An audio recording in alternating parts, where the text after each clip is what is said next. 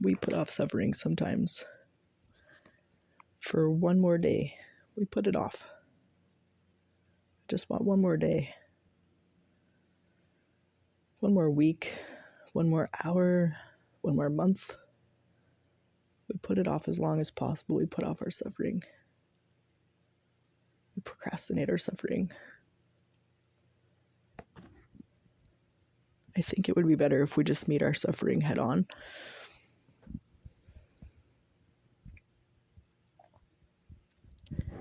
As sufficient unto the day as the evil thereof kind of thing. Is that the meaning of that phrase? Is the evil just the suffering? Take ye therefore no thought for the morrow. For the morrow shall take thought for the things of itself. Sufficient unto the day is the evil thereof. Is the thought we're taking for the morrow how we're going to prevent our suffering? Even so far as to acquire food and drink will prevent suffering. It's suffering prevention is what we're doing. And the Bible says, sufficient to the day is the evil thereof.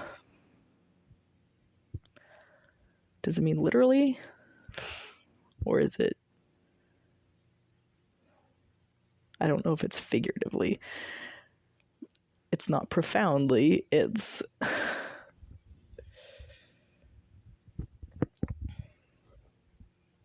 just generally.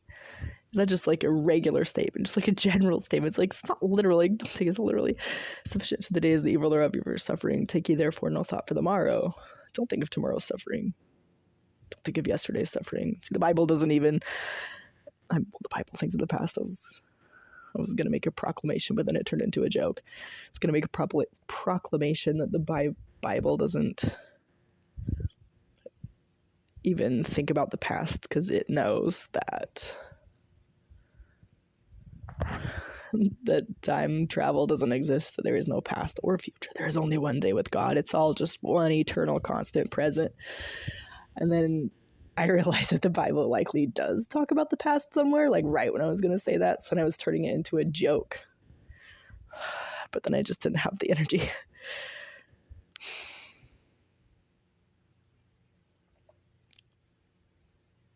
So let's not procrastinate the day of our suffering.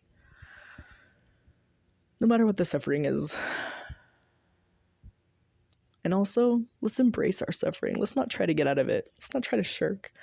Sometimes we also want to just completely remove our suffering altogether. I feel like that's a form of shirking. Part of the form of life is a suffering thing. It's a suffering battle a little bit. Part of the dance. The pleasure with the pain.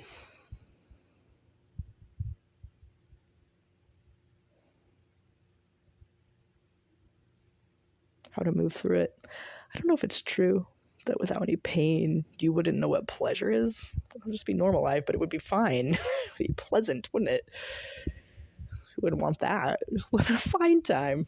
Why don't you want to find time? Is it only pleasurable because there's pain? Oh, so without the pain, it would just be a fine time. Just like a normal everyday time, but the only reason it's not a great time, not just an everyday time, is because we have pain. Interesting. Well, that's dumb. Why do we want the pain at all then? Let's just have a normal time. Is that what heaven is? We just finally give up the pain. It's like, okay, fine.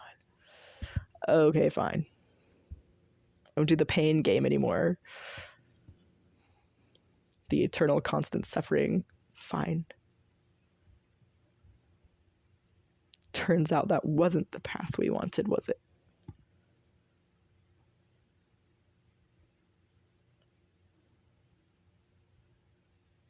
You give up yet? Is your pride still in the way?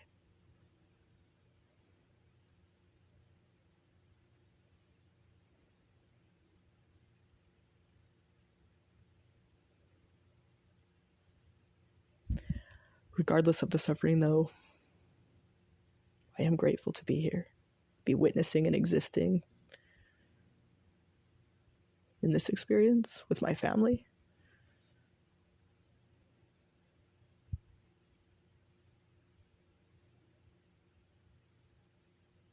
With our actions, interactions, and doings.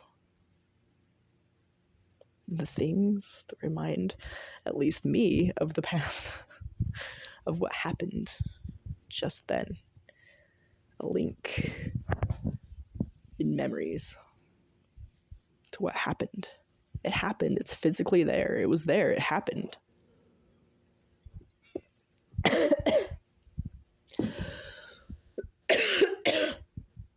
And I love that BMO song. That Happening Happens song. Oh my gosh. So good.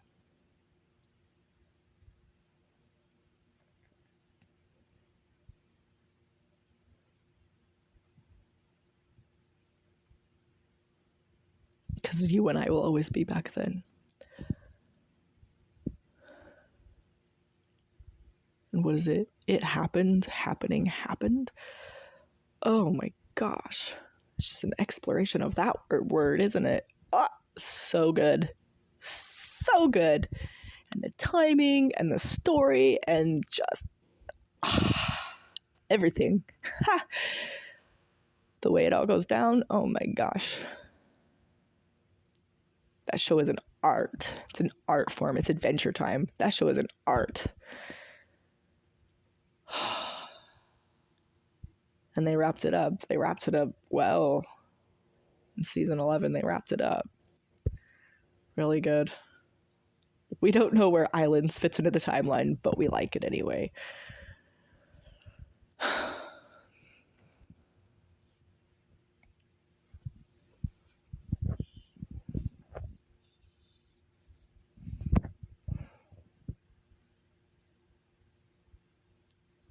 So yeah, we're happening. And it just so happens that this happening includes suffering. We might as well just endure it and endure it to the end. Endure to the end. It's just enduring suffering, right? Endure the suffering to the end. There will be an end.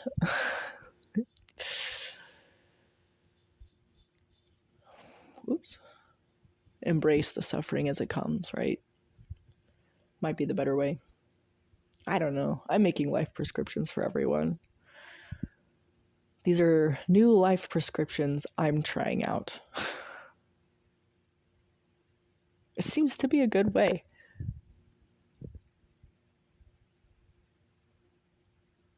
It looks like a good way from here.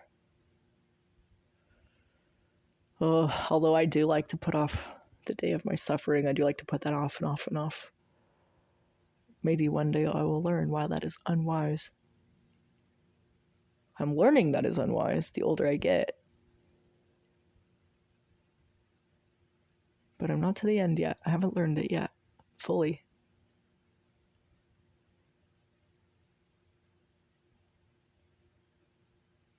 But it will all come to pass in the fullness of times. Everything will come to fruition. Fear not, for these things must come to pass. Matthew 24. Oh my gosh. I read that the other day. You know what else I read the other day is Isaiah. I'm in church, and someone who's supposed to be somewhat well-versed in scriptures, because he's running around trying to get people to come to church. You should at least know what they say. He's like, oh man, I can't read Isaiah. Like, I'm trying to read Isaiah, but we all know that that's hard, right? Laughs, and everyone laughs. And I'm like, no, it's not. And I'm opening up my Bible at that minute to prove it to myself in my head, because I'm sitting in the middle of the main meeting. It's like really quiet. You're not supposed to talk during it. It's just like people give a talk. Random people from the audience, but they're pre-selected the week before. Someone gives you a call and is like, can you give a talk? And then you do or you don't. Most people do. You have to talk about what you know from the scriptures. It's kind of daunting. Or from what? From a talk, from a general authority.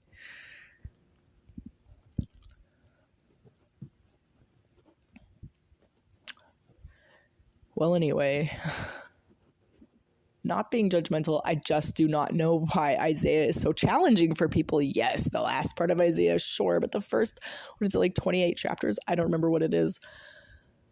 Somebody told me that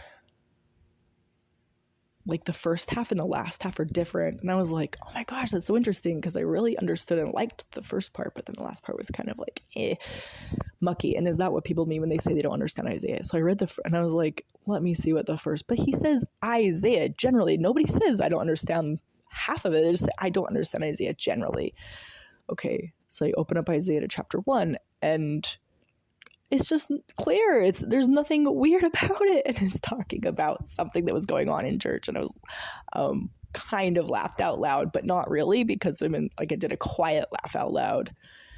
It was a little inappropriate, but like, that's insane to me. I think I'm going to do an Isaiah reading. I had a thought the other day that I should just do an Isaiah reading and see what the heck people are saying is so hard about this.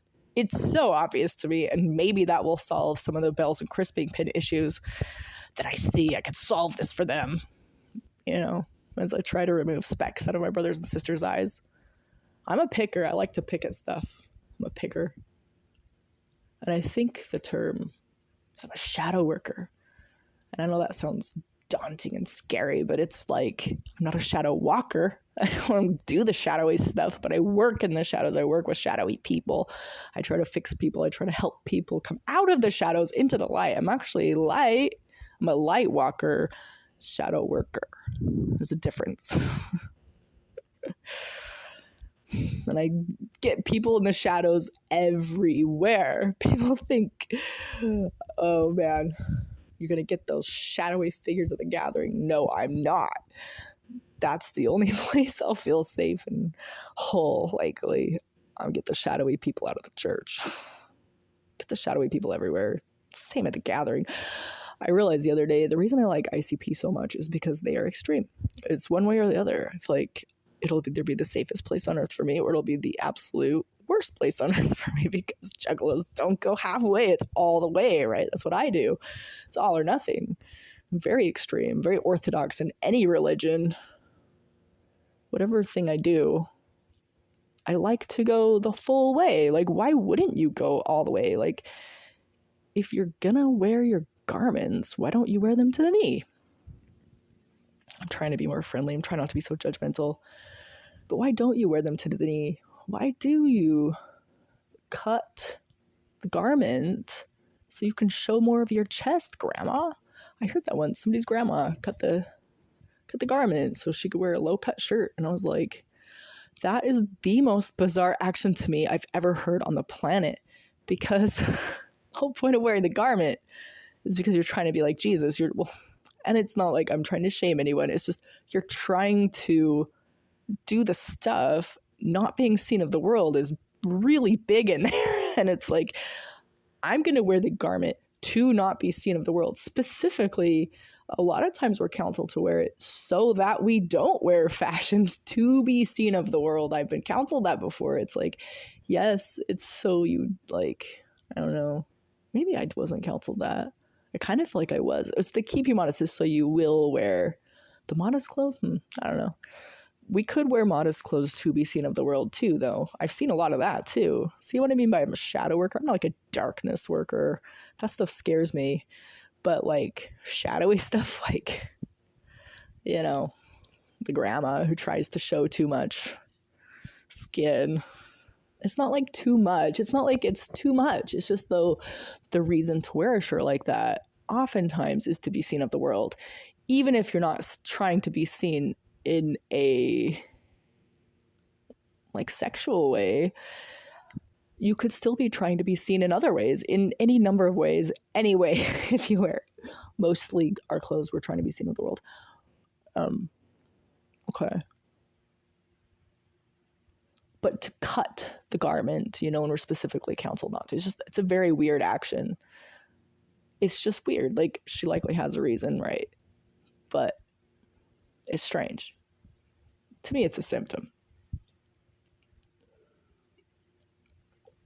It's a symptom of not ever have read Isaiah. And so I think I'm going to do a thing on Isaiah. I'm going to just read up until I don't understand anymore.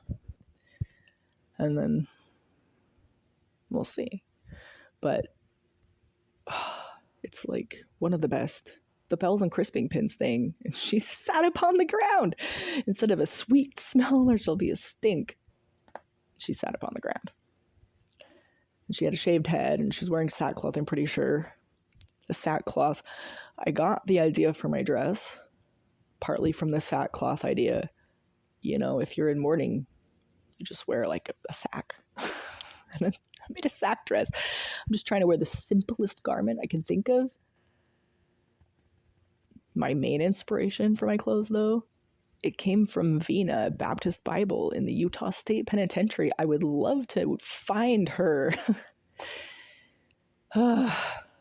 She said that her dress pattern,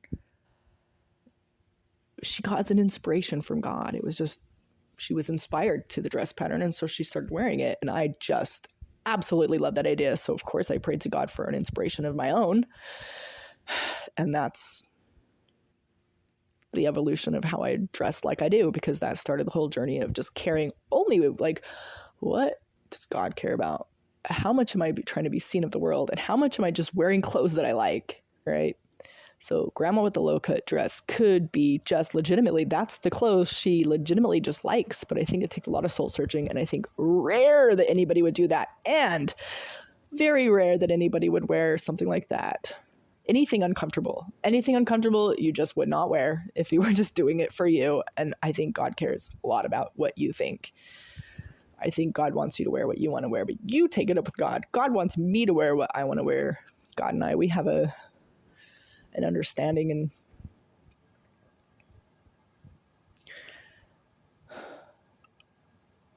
but my clothes are very covering. I love to be covered. I'm so much more comfortable covered.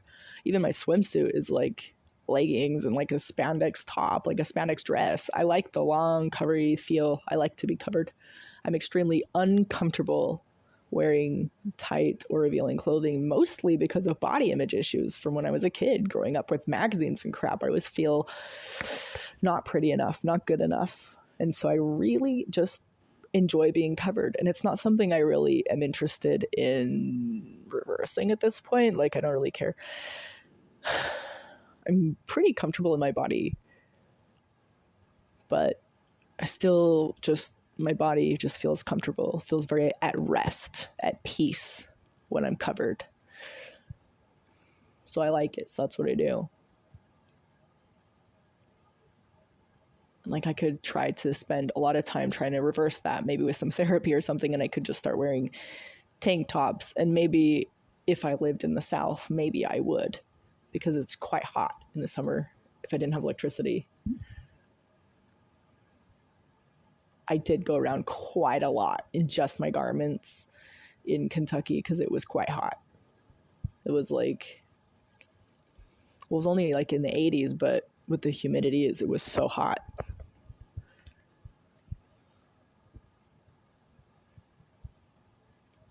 I always had my dress nearby so I could throw it on real quick in case the mailman came. It's a sack dress. It's easy, just throw it on.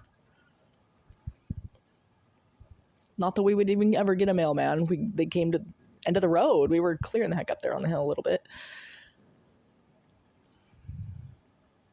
People did come, though.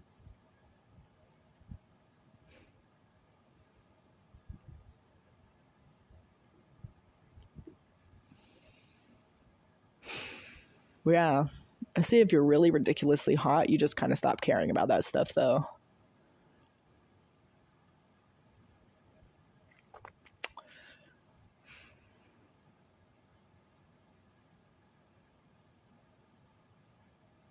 Not everyone. Some people are still more comfortable wearing clothes in the physical temperature, uncomfortable experience. It's like maybe the social pressures, like some other pressures, you know.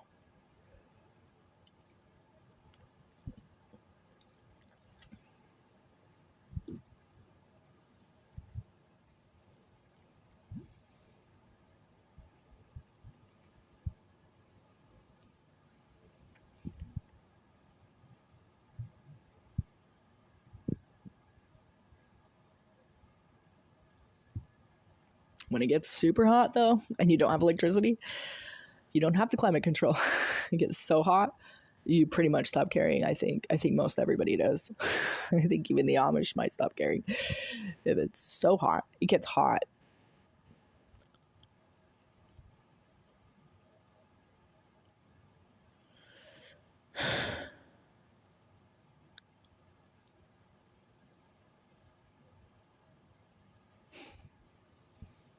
I was just thinking about my friend. I think she had a story about that.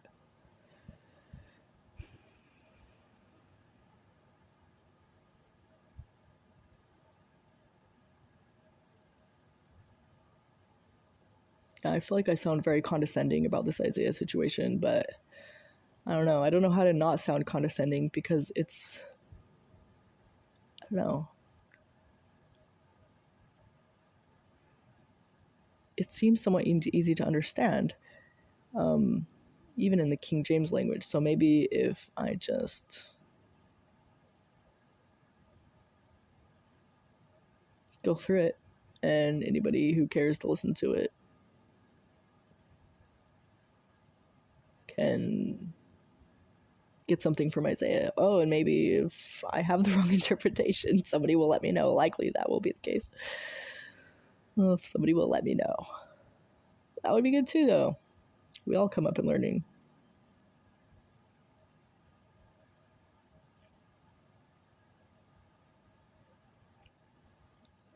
I don't think it's wrong to say the wrong thing if that's what you truly believe.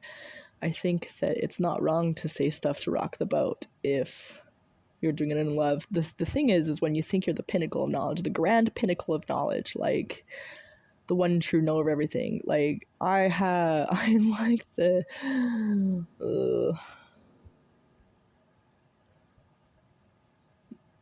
end product, right? I'm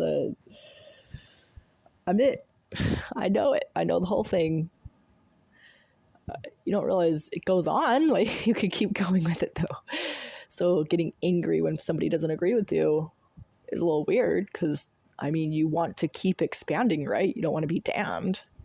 I think that's kind of where pride comes in. That's pride, right? Is when you think you kind of are the grand knower of all things and the others are beneath you. You're kind of stuck there in the knowledge that you have. You're just stuck.